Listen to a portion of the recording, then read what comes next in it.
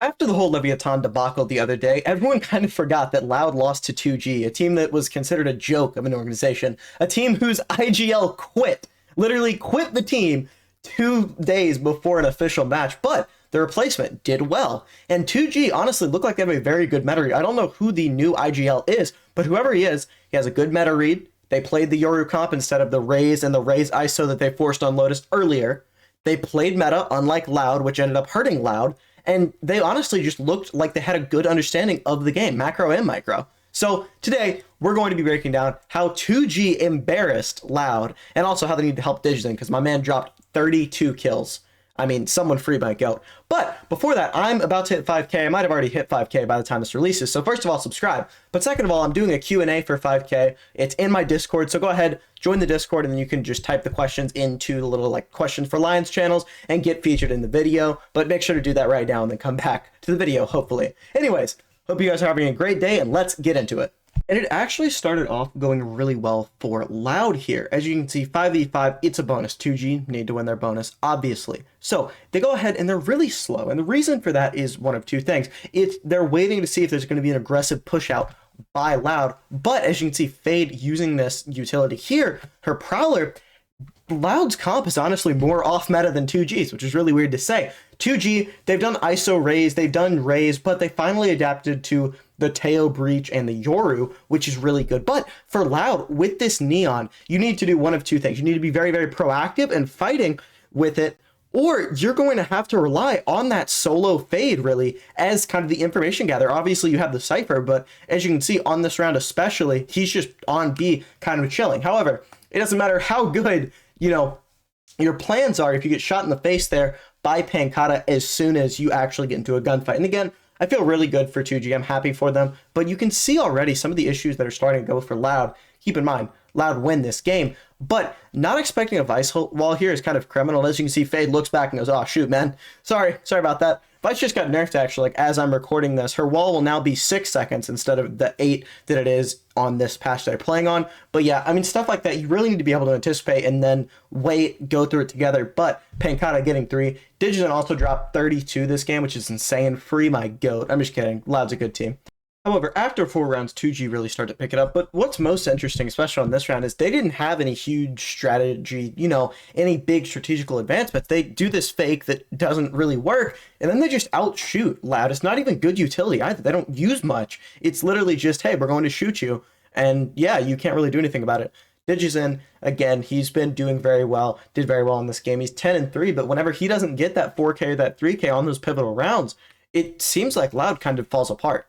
Now, this round is where I really started to see how 2G have kind of done a lot better on the strategical side of the game. So right here, Loud are showing heavy presence. Hey, they've done this before. Well, they'll have the Breach, Fade, and the Neon act like they're going to go for a fight, act like they're going to cross Rebel. They don't initially, but as you can see here, they actually do. But what I love from 2G here is they realize, okay, wait, we just killed Fade. That means that after we've seen Neon and Breach here, someone's on B, someone's on C alone. So we can go take a 5v1, and I love this Omen Paranoia, by the way, because it keeps these guys here for way longer than it would have otherwise. So they realize, okay, Cypher's played towards B. C is going to be where we can abuse Pankata, make it a 5v1, and he can either choose to die trying to defend the site, or we make it a retake when we're up numbers. And again, that is not something that I think they would have done in kickoff, right? I think they would have gone towards A and just tried to ram it down with that advantage. But instead, such a smart call to go over here, make it a 4v5, where now Loud have to retake. And again, Loud with Neon, once you use utility, you're not getting a lot of that back, right? Yoru is going to have so much more util if you want to go back in. Now, Digizen only has that slide. You've got a Breach fault line. I mean, you do not have a lot of utility to come and retake this site, while 2G are just sitting pretty, Digizen dies, and now, boom, the Teo wall ends the round pretty much. I mean, it does a great job of stalling. I'm also interested to hear your guys' thoughts. Teo is obviously broken. How would you guys change him? Let me know in the comments, because I am interested to hear kind of a community opinion on it. Because I haven't really heard too much talk. Obviously, I've heard that, Teo's broken, fix him, but I haven't heard much about how you would change him. So go ahead and let me know in the comments. 2G do such a good job of this the entire game, but especially this round is how they're just abusing rotations with that Yoru. And again, it's a change they made.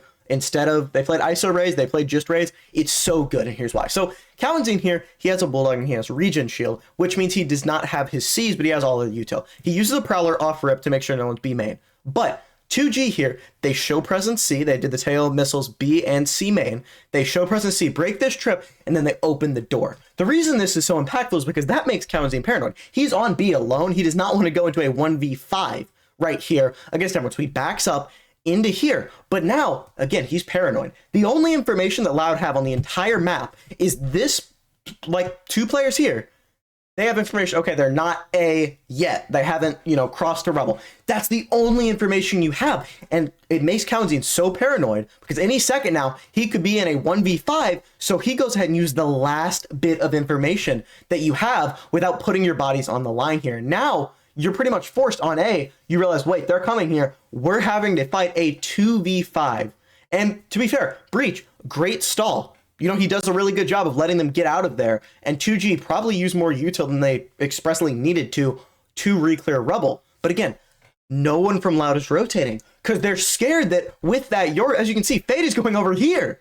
They're scared that with this Yoru, they can TPC and just flip the round like that. So Fade rotates towards the opposite site because they're that scared of the possibility of rotation. Again, Digizin, God rest his soul. He's literally looking like one of the next up-and-coming players. I would compare him probably to Oxy in, the more recent guys. But now, Tui's dies because he can't be looking 2 places at once. It's such a good job on the macro level right there to be abusing rotations like that. This is genuine. Like, if I was coaching a team, this is what I would say is almost perfect usage of the Yoru to make people so scared. Because again, Loud have limited information, right? You have more than if you were playing the Breach Teo, but you, with the Neon, of course, but you still don't have that much info. Then he left in a 1v3, not going to be able to win it, right? Again, this is why Yoru has been so heavily utilized, because teams have finally realized, wait, we can abuse the other teams like this. This is something that is kind of just an analyst ace right here, because it's just so good.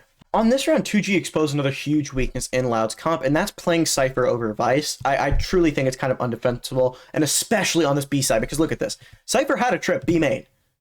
Now, your one player on B main has to leave because you're 5-man running it down and saying, Loud, you're going to take this like a good boy, and Loud don't have a choice. They have to take it. What are you going to do? Are you going to waste your life like Vinny here trying to defend this site? No. So now it's a 4v5, and Loud have to bring an op into a retake. Vice is so good because of how she can stall, and you can wait for rotates. You can defend B pretty easily with 3 players, but with 1, which is what most teams do, they'll normally run that 2-1-2, 2C, 1B, 2A, unless they're doing some sort of trap play. You can't hold B. Even if it was Cypher on B with both of his trips, you really can't. That's why Vice has played a lot here on Lotus. That's why 2G are playing the Vice. And again, I love seeing teams abuse comps that are inoptimal and then showing that team, hey, this is why you run the Vice. Hey, this is why you run whatever it is. I don't know if it's a comfort thing for Tui's. And again, that's what I've been hearing a lot of, is that a lot of the Cypher players are playing because of comfort. And I get that. But when it's stuff like this, it really shows how comfort isn't going to help you win games in a lot of scenarios like this. And don't get me wrong, I would rather have Tui's play Cypher than a horrible Vice. But it seems like you could probably need to start learning Vice, especially in this meta. We've switched sides, and Loud are up 10-7 here, about to break 2G's economy and go on to probably win the game, especially if they win this round and can just dominate the economy. But this is how Vice is so impactful. Her wall right here ends up getting them a pick without even being on C. Just the aura of the wall and the potential of that wall ends up doing this. Let me explain. Right here on C, Digizin and his Breach are going so slowly because they're scared a wall is there. Then Kalen's is so far behind them as they do that he ends up dying, and now 4v5, but Pankata, doing a bit of a lurk onto B, is able to make it a 4v4. Now Loud stop, they reset, they go, okay, what do we want to do on this round? We've gotten to kill B, meaning they're probably coming over to enforce it. They've also seen us C, so the logical conclusion here is to go A. The issue is that 2G know that that's what Loud are going to think, and leave B completely open, trusting the Vice wall to hold. Then, once Loud go A with Digizin kind of inserted C here, it's now, hey, let's go, we need to hurry up. But then they pause. They don't like it. As you can see here, they kind of back up and say, okay, Tui's, go on a crazy lurk. And then one of the best plays I think I've seen in terms of just awareness, LZ After Tui's opens this door, just goes behind. He's like, yeah, okay, I'll go behind you. Sees it as just a cipher, meaning that now all of 2G are going to rotate over towards B and C. Then Digison, it's please save us. Again, he dropped 32 this game. Please, please save us. Please carry us. And once he's not able to get, a kill and an equalizer, round is, again, pretty much over. 4v2s in Pro Valor are very, very hard to pull off. And Vinny here, forced to wait out the salvo before going back to plant. Taps, and then boom, bomb is down without, bomb is down on the ground instead of down planted. And now 10-8. Again, if 2G lost this round, they would lose the game and probably the series with how close Pearl was. But remember, Loud have built up a really big economy. They're good for the next couple of rounds to buy. But as soon as Digison dies up here to this Omen, who he didn't hear teleporting, I guess, with all of the utility, then the round needs to have a hero play from Loud, and they don't. Tui's here has like a bit of mental lag, it seems, when he's like on Yoru and doesn't shoot. I'm not sure, maybe he was looking at minimap, I can't tell from the player cam, but again, Vinny in a 1v4, and he was put in these clutch situations, it seemed like a good bit of the time, but once 2G get this round, you start to realize, wait, we could actually win a map. Wait, we could win a game. Like, this is an org that has like 10k followers on Twitter. Like, I just think it's a really cool story for most Ascension orgs, right? We got a bit spoiled with G2. I'm going to go ahead and say it. I think of a lot of Ascension teams will be a lot more like 2G than G2 with the system that you have where if a tier 2 player is really good, he's not going to ascend with that roster 99% of the time. He's just going to get picked up by a tier 1 team. And there's not really a way to fix it because it isn't fair to the players to force them to stay on their tier 2 teams, but it isn't fair to the team to have all of their good players poached. So I honestly don't know what you could do. But the point is, it's a nice story to see a team that was thought of as, you're going to be bad, you're going to be very bad, you're always going to be bad. And now they're able to beat a team and an organization like Loud. Loud saved on the round that they called a timeout, and now we're going to see them try and hit C. Something that's really interesting, though, is look at what happens with my full blind. Everyone tries to go back except Digison. Digison immediately, he's going in. He's ready to fight. But when this Omen smoke fades, Digison is the only one who's able to fight this angle, and he didn't expect Omen on top of the box. So now is a look at Loud without him. Right? On a game he's been carrying. Not only are you without your entry duelist, you're without a guy who's been hard carrying you the entire game. Again, 32 kills is not an easy feat. More than a kill a round is absolutely absurd value for any player to find.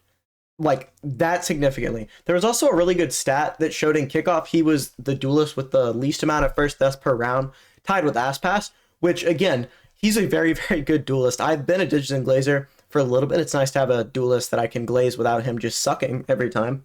I'm sorry, Demon One, that was blasphemy. But again, right there also is just something you can do with the Yoru that really I think is a good example, not the best, but a good example as to why you should be using it instead of Neon. If Neon is full blinded in the situation and has to get out, you at the very least need to use your wall. You may end up using your stun. You may end up like sliding away. For Yoru, it's okay, let me use my refreshable, rechargeable E that I get 2 of. And then he's out, right? And now Loud are a little nervous about the time, we're going in. Do we want to hit this A side with no info? Or do we want to do what literally every team does in this spot and go over here into B?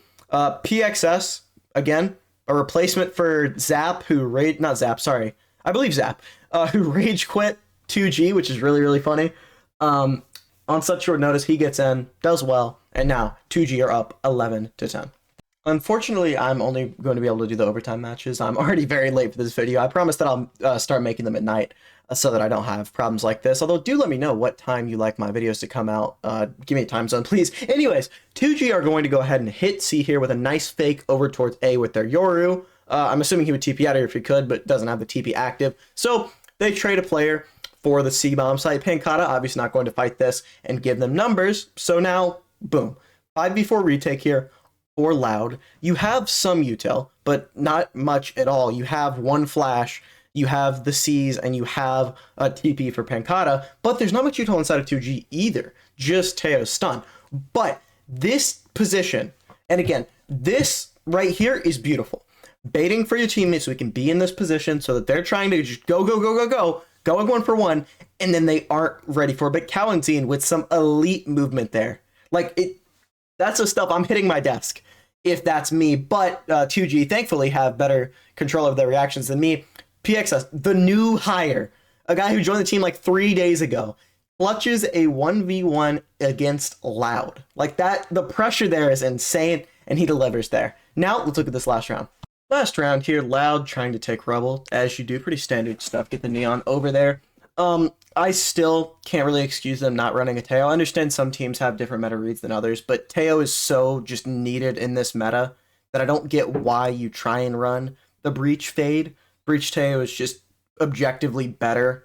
And again, you might feel like you have to with this Neon because you don't get the information that you have from the Yoru. To my knowledge, Citizen has not played Neon yet, or excuse me, has not played Yoru yet, and that could end up being this team's downfall. Again, I love the guy to death. He's a great player, but you need to be able to play Yoru in this new meta. But it could come down to they're playing this comp because Tui's isn't comfortable on Vice, Digital isn't comfortable on the Yoru. I'm really interested to see if Aspas, honestly, will end up being a Yoru player. If they say, yeah, he's the best Jet in the world, he can, play Jet. Anyways, Digital gets a pick. And then Loud look like they're going to execute on C. But when their Fade Eye gets broken, they're like, okay, let's go ahead, chill out a little bit. We're going to run away. But again, the time and what Breach Teo does as well is when it gets low time, the pressure is on doubly because you can get stalled out so much, especially with the Vice included in all of that. Now, 30 seconds, it may be a lot of time if you don't have Breach and a Vice to be playing against. But now, the spike is stuck on the other side of the wall. Now you wait and wait and wait. Kalenzi feels like he has to take a fight, so you lose numbers after Digizin gets killed as well. Now the wall finally goes down. Vinny has 9 seconds to plant. And LZ dies here, and you can see him get up and like, yeah, because they just won against Loud. Thank you guys very much for watching. Remember, join the Discord. There will be a link in the comment, the pinned comment. Hope you have a wonderful rest of your day. I'm very happy that I'm at 5K, and I'll see you guys next time. Peace.